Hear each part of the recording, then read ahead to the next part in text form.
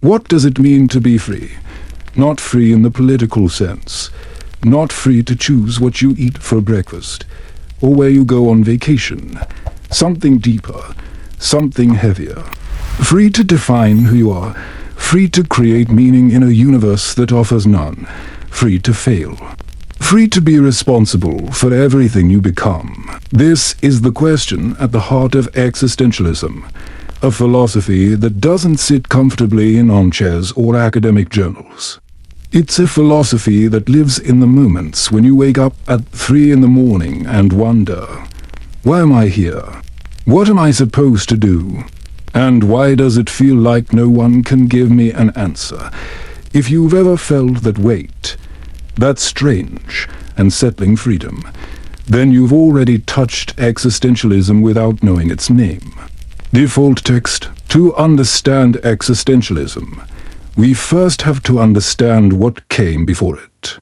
For most of Western history, meaning was inherited. If you lived in medieval Europe, your place in the world was given to you.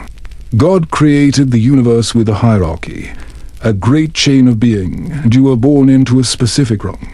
Your purpose was to fulfill that rule. To be a good peasant, a good knight, a good monk. You didn't ask, who am I? You asked, how do I fulfill what I've been given? The universe, in this view, was already full of meaning. Your job was simply to align yourself with it. But then, over several centuries, something shifted.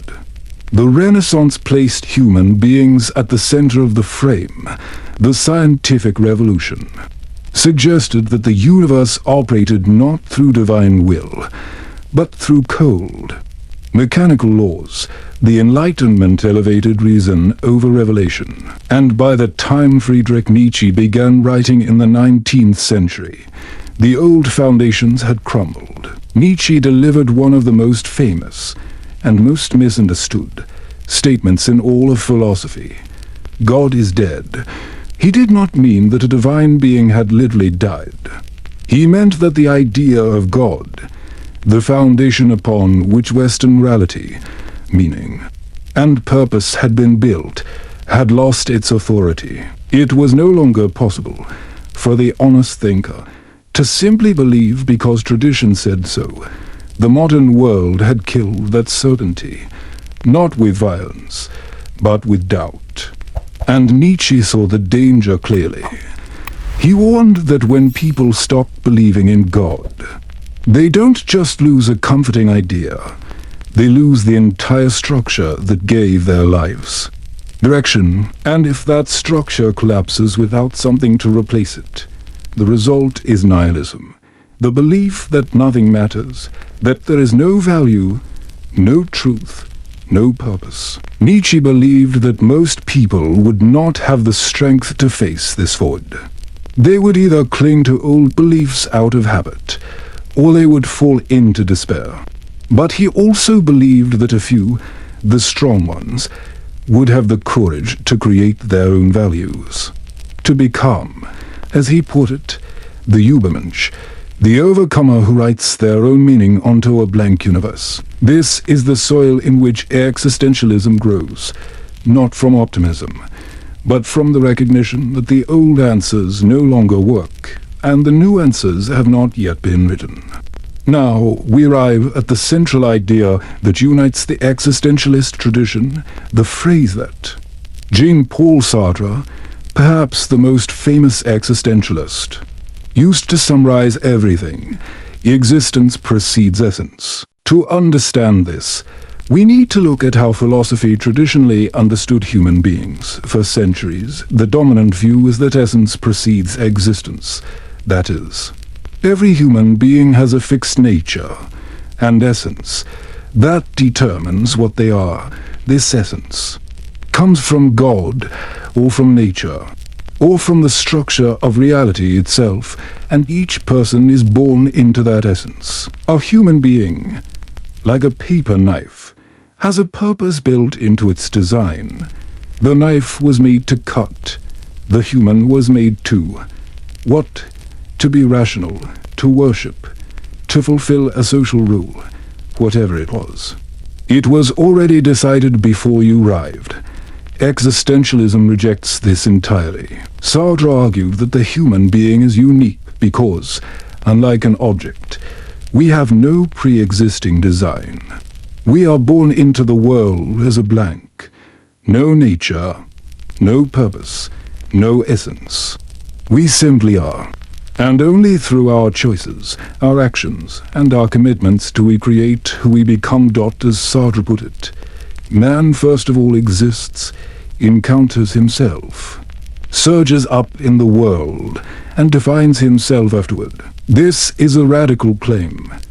It means that there is no human nature in the traditional sense. There is no blueprint, no cosmic script. You are not born a coward or a hero, a saint or a sinner. You become those things through what you do. And because there is no pre-existing essence, you are, whether you like it or not, radically free. But here is where existentialism reveals its weight. Sartre did not present this freedom as a gift. He presented it as a burden, because if you are completely free, then you are also completely responsible, not just for your actions, but for who you are, and not just for yourself, but, as Sartre controversially claimed, for all of humanity. When you choose, you are not just choosing for yourself. You are, in effect, saying, this is how a human being should act. You are creating an image of humanity as you believe it ought to be. And that means every choice carries the weight of the whole species. This is why Sartre described existentialism not as a cheerful philosophy, but as a severe one. It strips away all excuses. You cannot blame your upbringing, your biology, your circumstances, or even God. You are condemned to be free. Condemned because you did not ask for this freedom.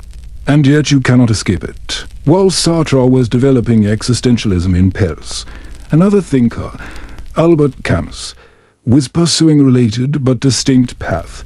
Camus rejected the label existentialist. But his work explores the same terrain, the human search for a meaning in a universe that offers none. Camus called this confrontation the absurd. The absurd, for Camus, is not a philosophical puzzle to be solved. It is a relationship, a tension between two things. On one side, there is the human being, who naturally seeks meaning, purpose, clarity, and order. On the other side, there is the universe, which remains silent, indifferent, and devoid of answers. We ask, why am I here? What is the purpose of my suffering? What is the point? The universe responds with silence. That mismatch between our demand for meaning and the world's refusal to provide it is the absurd.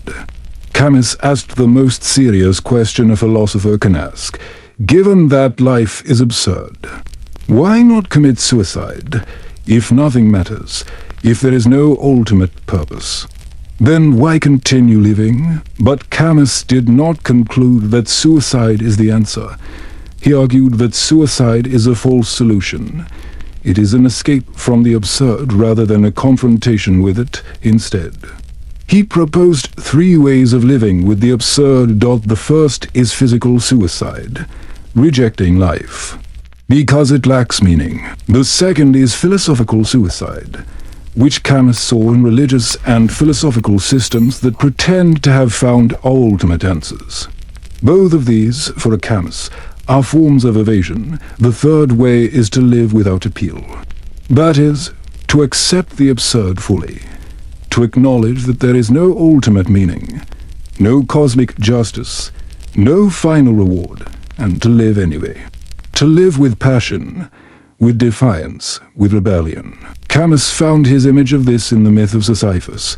In Greek mythology, Sisyphus is condemned by the gods to roll a boulder up a hill for eternity, each time he reaches the top.